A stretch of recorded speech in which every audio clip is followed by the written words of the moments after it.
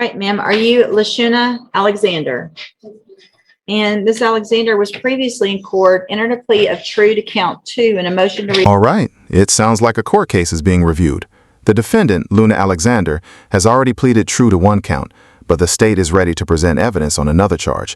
The proceedings involve a speeding stop on July 12, 2022, where her identity was questioned. The court is now preparing to hear testimony. revoke unadjudicated probation. Placed on probation May 17th, 2021 for the offense of theft, and that was a 2-year deferred probation. All right, and Mr. Nichols, it's my understanding you have witnesses with regard to count 1. I do, Your Honor. You may call your first witness. State College Officer Rector. And use the podium, please.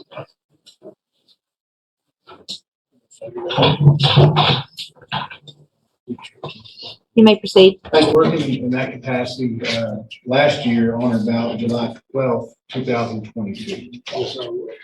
And did you have the opportunity to pull over a vehicle originally for speeding? Yes. Do you recall where that was? Hang on a second. What's happening?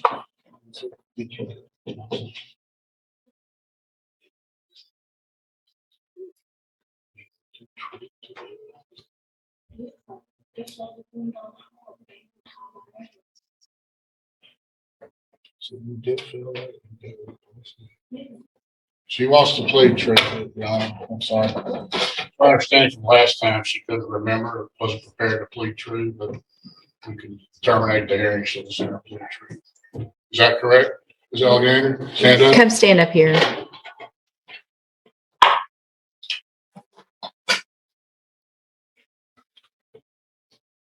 Raise your right hand. Do you swear or affirm that the testimony you're about to give in this hearing will be the truth, the whole truth, and Okay, I understand. It sounds like Luna admitted to the charge of failing to identify a fugitive from justice by giving false information to the officer. The court is now moving towards sentencing. nothing but the truth, so help you God? Yes. All right. So when you were here before, I went through that you were on a probation for theft. You put your hand down. And I read through what the allegations were. There were 2 of them, whether you pled true or not true that those things happened. When I read count 1, you said that was not true. So I'm going to read it again, and then you can tell me if it's true or not true. Count 1 alleges that you committed the offense of failure to identify a fugitive from justice on or about July 12th of 2022 in Jefferson County, Texas, in that you did then and there intentionally give a fictitious name and residence, address, and date of birth to Robert Rector, Officer Rector, who the defendant knew to be a peace officer who had lawfully detained the defendant, you, and had requested the information. And at the time of the detention, you were a fugitive from justice. Is that true or not true? Are you entering your plea of true to count 1 freely and voluntarily? Yes, ma'am. And because that is actually true. Yes, ma'am. All right. So do you want any other testimony? They're here. You're welcome to put anything on from Officer Rector. Well, Your Honor, the reason to be here is to prove up that offense. So I know. I think I'll let Officer Rector return home because I know he worked last night. Oh, I'm on duty till 4:30. Okay. You're like, I'm here.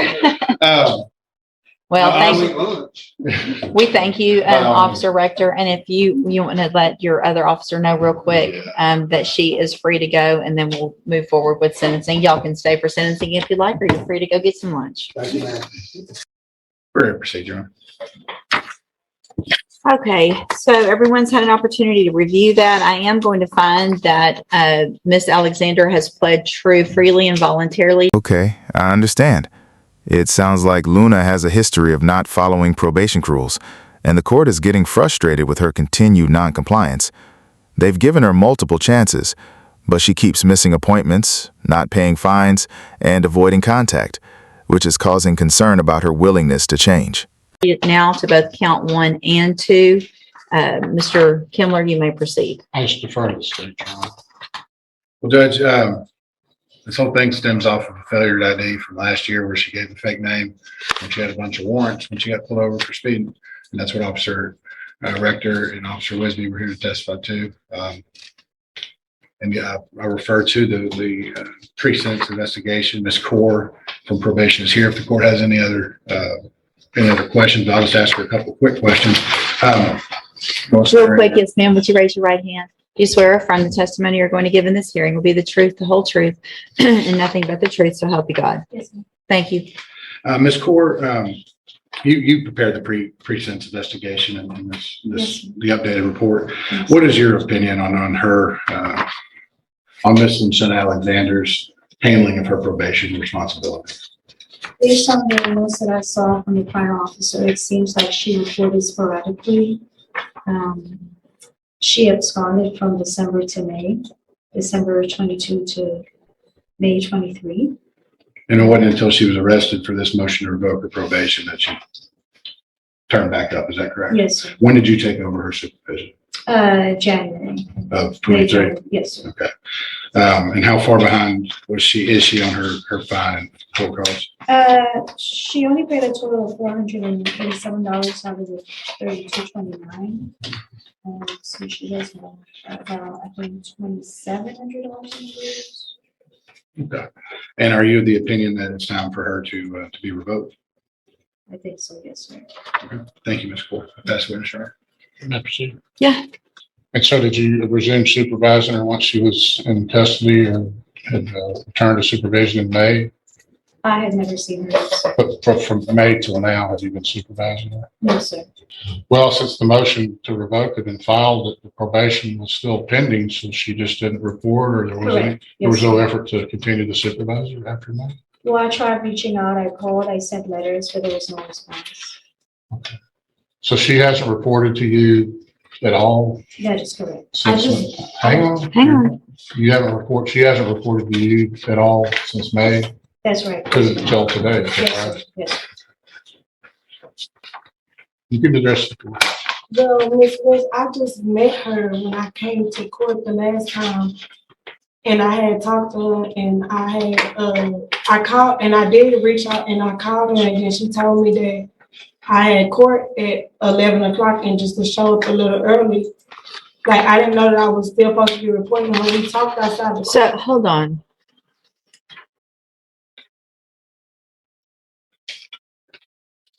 I mean, so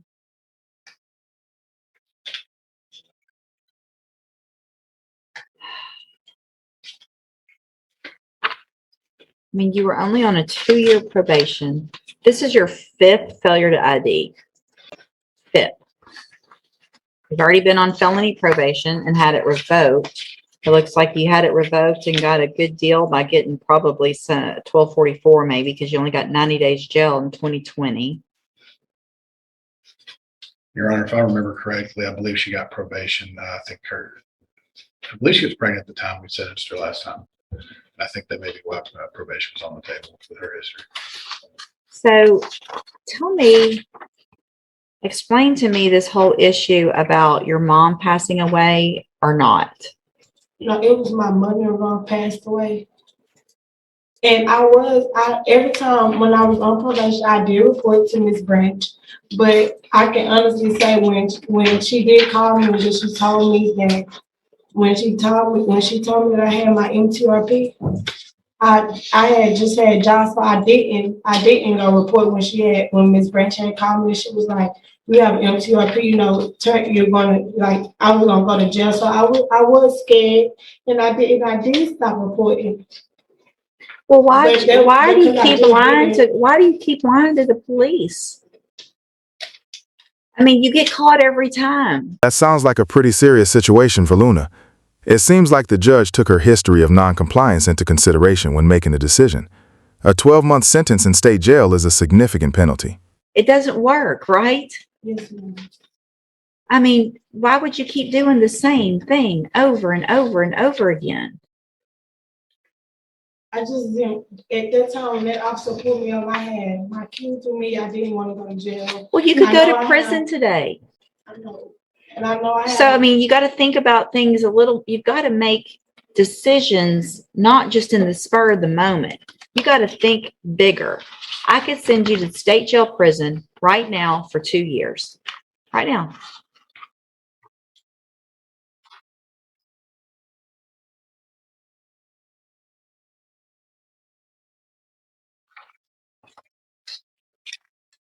And so I have a couple of options. And one of those options is to revoke you, send you to state jail for some amount of time, then you're done. Another option is we're still within an amount of time where I can leave you on probation. I can extend it. You can be on probation for another 2 years or 3 years possibly, and have to follow all the rules. And if you don't, what I would probably give you today is not what I will be considering if you come back again. Does that make sense? Yes, ma'am. So if I were to revoke you today, it would not be 24 months probably. It'd be something quite a bit less than that. If I give you an opportunity to stay on probation and you violate it again in any way, probably not going to be looking at that depending on what you do. Do you understand? Mr. Nichols? Judge, state's seeking revocation today. Even though there's only 2 counts in the motion, the report indicates a long history of noncompliance with probation, long history of lying to probation about where she is, what she's doing, and why. And I don't think the outlook is very positive going forward. If I test you today, you're going to have anything in your system? Yes, ma'am. I don't have marijuana, but Okay, there's no but. All right, then at this time, I'm going to find that you entered your plea of true to count 1 and 2 freely and voluntarily. Find those counts true. Find sufficient evidence to find you guilty, and at this time, find you guilty of theft. I'm going to sentence you to a term of 12 months in the state jail prison. No, wait. No, you will receive credit on that sentence for any time that you've been in custody that the law gives you the right to receive. I'm handing you the trial court certification. Shows this was not an agreement. You do have some rights to appeal. I'm also handing you a written admonishment regarding your ineligibility to possess a firearm or ammunition. Because of the judgment entered against you, you're ineligible under Texas law to possess a firearm or ammunition. Possession of a firearm or ammunition could lead to charges against you. Firearm is a legal term, and you should read the written admonishment I provide you to see what devices qualify as a firearm. If you have questions about the laws that make you ineligible to possess a firearm or ammunition, or about how long it lasts, you can talk to your attorney. You can go back with the bailiff. Thank you, Your Honor. Yes, thank you.